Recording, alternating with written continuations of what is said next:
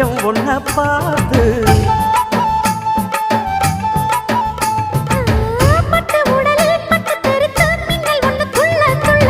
வெக்கம் துடிக்க விளக்கணைக்க ஜன்னல் கண்ணை மூடிக்கொள்ள 10 நாள் கழிச்சு தாண்டி கதவை திறக்கணும்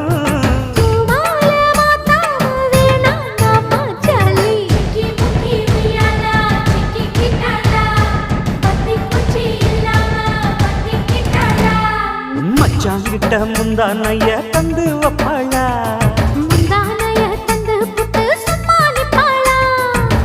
பல நாள் பசி இருக்கு விருந்து வப்பாளா